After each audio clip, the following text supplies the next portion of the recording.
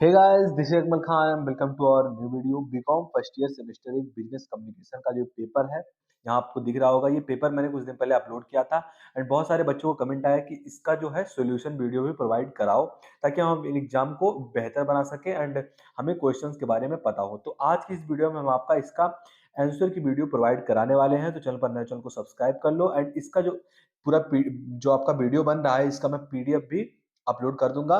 तो आप डिस्क्रिप्शन में जाकर पीडीएफ भी देख सकते हैं। आइए शुरू करते हैं। आपका पहला क्वेश्चन जो है, ये जो है 5 क्वेश्चंस को लेकर था। आपने पेपर देखा होगा तो आपको समझ में आ रहा होगा कि पहला जो क्वेश्चन है, इसमें 5 क्वेश्चन छोटे-छोटे हैं, जिनके लिए आपको 15 नंबर मिलते हैं। प्रत्येक क्वेश्चन के लिए आपको 3 नंबर मिलते हैं, यानी कि जो 3 नंबर का क्वेश्चन है, ये आपको 100 वर्ड में लिखना है। मैंने पूरा जो पेपर था इसमें एक्सप्लेन किया हुआ था। आपने नहीं देखा तो प्लीज़ एक बार पहले वो देख लीजिए, ताकि आपको मॉडल समझ में आ जाए कि पेपर का कैसा होता है। फिर उसके बाद आप आंसर देख लेना। चलिए शुरू करते हैं। हमारा पहला क्वेश्चन उसमें था कि how can writing be made effective. तो मेरा ये मानना है कि अगर आप किसी भी टिप्पणी को लेकर अपने दिमाग में एक छवि बनाते हैं, उस क्वेश्चन को लेकर, उस टिप्पणी को लेकर, तो वो आपको ज़्यादा देर तक याद रहता है एंड फिर आप खुद से भी उसको लिख सकते हैं। आप रट के या फिर आप याद करके उस चीज़ को उतना अच्छे से नहीं एग्जीक्यूट कर सकते हैं, ना कि किसी को आप समझा सकते हैं। तो पहले अपने दिमाग में एक छवि बना लीजिए। तो आपके सामने क्वेश्चन पहला क्या कह रहा है कि हम अपने राइटिंग को कैसे एक इफेक्टिव राइटिंग बना सकते हैं, कैसे एक अट्रैक्टिव राइटिंग बना सकते हैं। तो देखिए, यहाँ लिखा गया है कि we can made effective writing by following these step. अगर आप ये स्टेप फॉलो करते हैं, देन आप एक अच्छा राइटिंग स्किल बना सकते हैं। इस तरीके से आप अपने पेपर में भी लिखेंगे एंड ये जो क्वेश्चन है आपको 100 वर्ड्स में लिखना है। तो मैं आपको एक्सप्लेन कर रहा हूँ, पहला टॉपिक क्या होना चाहिए अगर आप एक इफेक्टिव राइटिंग बनाना चाहते हैं। तो पहला कंप्लीटनेस। आपके हर एक सेंटेंस में आप क्या कहना चाहते हैं वो एक्सप्लेन होना चाहिए एंड वो अच्छे से जो एग्जामिनर रहेगा, जो पढ़ने वाला उससे रहेगा, जो कम्युनिकेट आपके साथ करेगा, उसको पता होना चाहिए। Are information needed is provide. तो जो सारे इंफॉर्मेशन रहेंगे पहले वो आपको प्रोवाइड करानी होंगी एंड तब वो आपका एक कंप्लीट सेंटेंस बनेगा। दूसरा पॉइंट क्या है? करेक्टनेस। आप जो कुछ भी लिख रहे हैं उसमें आपको करेक्टनेस देना होगा, उसमें एक सच्चाई होनी चाहिए। यहां लिखा गया है रिलेवेंट एंड परसिस इंफॉर्मेशन। आपके आपका जो रिलेवेंट मतलब होता है आपका उपयुक्त एंड परसिस्ट मतलब होता है एकदम सही। जितना भी आपको इंफॉर्मेशन देना है वो उपयुक्त होना चाहिए एंड जो भी आपने लिखा है वो एकदम सही आपका होना चाहिए। देन आपके सेंटेंस में, आपके राइटिंग में एक करेक्टनेस आएगा। ये 2 पॉइंट हो गए। एंड तीसरा पॉइंट क्या है? क्लियरिटी। एंड तीसरा पॉइंट आपका क्लियरिटी शुड नॉट बी जो आपका है वेग होना चाहिए या फिर कंफ्यूजिंग एम्बिजियस होना चाहिए। वेग मतलब क्या होता है? आपका अस्पष्ट। जो आपका सेंटेंस रहेगा वो अस्पष्ट नहीं रहेगा, वो बिल्कुल क्लियर होगा एंड कंफ्यूजिंग नहीं होगा, वो पढ़ने में आसानी से समझ में आ जाए। एंड तीसरा आपका एम्बिजियस, जिसका मतलब होता है अस्पष्ट। ये आपका सिनोनिम है वेग का। तो इसमें आपके सेंटेंस में क्लियरिटी होनी चाहिए, इंपॉर्टेंट आपका है। एंड चौथा जो आपका है ये है क्रेडिबिलिटी। क्रेडिबिलिटी मतलब होता है आपका साख है कि सपोर्ट योर आर्गुमेंट। आप जिस भी टॉपिक पर लिख रहे हैं, जिस भी लाइन पर लिख रहे हैं, उसमें आपके तर्क का समर्थन होना चाहिए। आपके बातों का जो है मूल निकलना चाहिए वहां, क्या आप कहना चाह रहे हैं। ये आपका चौथा पॉइंट है। एंड आपका लास्ट पॉइंट क्या है? विटिलिटी। कि आपका जो है विटिलिटी क्या होगा? यूज द एक्टिव वॉइस कह रहा है इसमें कि आप सेंटेंस जब लिखें तो आप एक एक्टिव वॉइस में लिखें रादर देन पैसिव वॉइस। आप पैसिव वॉइस का ज्यादा यूज ना करें। आप अगर लिख रहे हैं तो वहां आप एक्टिव वॉइस का यूज करते हैं। जबकि हम कम्युनिकेशन पढ़ते हैं तो कहते हैं कि आप कम्युनिकेट कर रहे हैं तो please communicate in passive voice. लेकिन आप अगर लिख रहे हैं तो वहां आप एक्टिव वॉइस का यूज करते हैं। एक्टिव वॉइस क्या होता है? बेसिकली जैसे एग्जांपल थ्रू मैं आपको समझा रहा हूँ, आपको आई होप पता होगा, लेकिन मैं फिर भी बता रहा हूँ कि जो आपका एक्टिव वॉइस होता है, जैसे राम ईट्स मैंगो, ये आपका एक्टिव वॉइस होगा। पैसिव वॉइस क्या होता है? The mango is eaten by Ram, ये आपका पैसिव वॉइस हो गया। तो कह रहा है आपको एक्टिव वॉइस में लिखना है।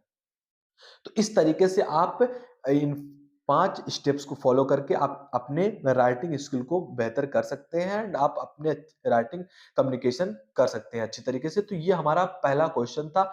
पेपर में से आपका बी क्वेश्चन है, पहले का ही बी है, कह रहा है एक्सप्लेन शॉर्ट रिपोर्ट। तो ये भी आपको 100 वर्ड में लिखना है एंड इसके लिए अभी आपको 3 नंबर मिलेंगे, ज्यादा नहीं लिखना है, 100 वर्ड में लिखेंगे आपको नंबर मिल जाएगा। कह रहा है question explain the short report, कि शॉर्ट रिपोर्ट क्या होता है इसे एक्सप्लेन कीजिए। तो ओरली जान लेते हैं हम कि शॉर्ट रिपोर्ट क्या होता है, ताकि आपके दिमाग में एक छवि बन पाए। तो अगर आपका तबीयत खराब है मान लीजिए और आप जा रहे हैं अल्ट्रासाउंड कराने, आप अल्ट्रासाउंड कराकर जो पर्ची निकल कर आता है कि आपका इतना एमएम का पथरी है, आपके लीवर में यहाँ सूजन है, ये जो सारी चीजों का एक टिप्पणी होता है, इसे ही कहते हैं आप रिपोर्ट। तो अब आपके दिमाग में रिपोर्ट को लेकर एक छवि बन गई है। आइए आप अपने मीनिंग एंड डिफिनेशन की ओर जाते हैं। यही आपको एग्जाम में लिखना होगा अगर ये क्वेश्चन आता है कि आपको पहले में लिखना है एंड इसके लिए आपको 3 नंबर मिलेंगे, तो आप इतना ही लिखेंगे। इसे मीनिंग क्या है, रिपोर्ट का मतलब क्या होता है। The word report is derived from Latin word reportare which means carry bag. तो जो आपका रिपोर्ट वर्ड है ये डिराइव मतलब उत्पादित किया गया है कहां से, लैटिन वर्ड से। एंड जिस जो लैटिन वर्ड है ये क्या है, रिपोर्टेयर, which means carry back, इसका मतलब होता है वापस लाना, कैरी बैग। दस, the report is a document और डिस्क्रिप्शन ऑफ एन इवेंट। किसी भी इवेंट का एक डिस्क्रिप्शन, एक डॉक्यूमेंट होता है। क्या, रिपोर्ट किसी के बारे में छोटे भाषा में, छोटे लाइनों में किसी चीज को एक्सप्लेन करना ही क्या कहलाता है आपका report. Which is carries to someone who is not present on the sense. In the board sense, अगर आप ब्रॉड सेंस में बात करें, इसका जो आपका मेमोराडम्स होता है, मतलब क्या होता है, स्मृत जो त्रुटियां होती हैं, या फिर लेटर्स और news items R report. Letters जो होते हैं ये भी आपके शॉर्ट फॉर्म में इंफॉर्मेशन होते हैं, न्यूज जो आपका होता है ये भी आपका लिखित में है, तो वो भी आपका रिपोर्ट होता है। एंड मेमोरा डम्प्स मतलब होता है आपका स्मृति त्रुटि। अगर आपके सामने एक पिक्चर बना हुआ है और उसमें से आप त्रुटियां निकाल रहे हैं, देन इज कॉल्ड जो आपका है मेमोरा डम्प्स। तो इस तरीके के जो चीज होते हैं इनको आप रिपोर्ट कहते हैं। एंड आगे क्या कहा गया है कि dictionary meaning the word report is to convey, convey और ट्रांसमिट, कन्वे करना है, ट्रांसमिट करना, is called report in dictionary meaning. अगर आप डिक्शनरी में मीनिंग इसका ढूंढते हैं, देन जो आपका कन्वे होता है and transmit is called, it called report.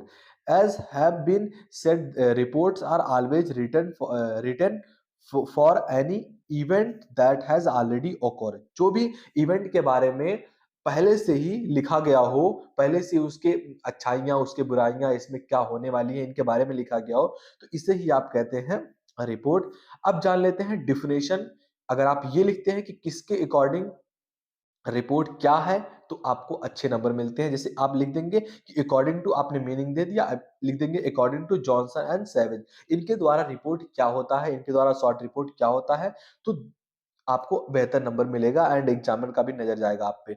तो a good business report is a communication that contains factual information organized and present in the clear, correctness and coherence language। जो आपका एक गुड बिजनेस रिपोर्ट होता है, इसे communication होता है, जो आपका कम्युनिकेशन होता है कंटेंट्स मतलब शामिल किए रहता है, फैक्चुअल इंफॉर्मेशन जो आपके वास्तविक इंफॉर्मेशन होते हैं, ऑर्गेनाइज्ड और present in clear, correctness and concise language, मतलब आपका होता है एक साफ सुथरे लैंग्वेज में, तो इसे ही कहते हैं रिपोर्ट। आई होप रिपोर्ट आपको रिपोर्ट होता है ये आपको अच्छे समझ में आ गया होगा। एंड आगे बढ़ते हैं टाइम को वेस्ट ना करते हुए अपने तीसरे क्वेश्चन की ओर। पहले क्वेश्चन में ही आपका तीसरा क्वेश्चन है, कह रहा है व्हाट इज ओरल कम्युनिकेशन। तो ओरल कम्युनिकेशन क्या होता है, आइए छवि बनाते हैं।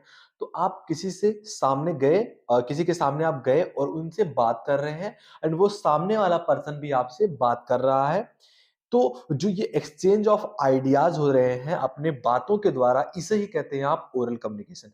आइए आप जो आपका लिखा गया है इन पर नजर डालते हैं। तो ओरल कम्युनिकेशन क्या होता है, in this process of communication sender and receiver exchange their ideas, thoughts, oral words face to face. आप इस प्रोसेस कम्युनिकेशन में आप सेंडर आप भेज रहे हैं, रिसीवर रिसीव जो आपके सामने कर रहा है, आपके एक्सचेंज को, आपके आइडियाज को, थॉट्स को इन वर्ड्स ऑफ फेस मतलब शब्दों के रूप में वो चीजों को एक्सचेंज कर रहा है एंड वो आपका रिसीव कर रहा है। तो ये जो प्रोसेस बनता है कम्युनिकेशन का, इसे कहते हैं ओरल कम्युनिकेशन। एंड आगे क्या लिखा गया है, इन द अदर वर्ड्स, अगर आप दूसरे शब्दों में कहें तो कह रहा है when communication is perform by words and sentences it called oral communication, it is called oral communication. अगर कोई भी कम्युनिकेशन आपका शब्दों के द्वारा कहा जा रहा है और सामने वाला आपका रिसीव कर रहा है और वो भी शब्दों से आपसे कम्युनिकेट कर रहा है, then it called oral communication. It includes, ये शामिल करता है, जैसे इसमें क्या कौन-कौन से चीज़ों को आप ओरल कम्युनिकेशन कह सकते हैं।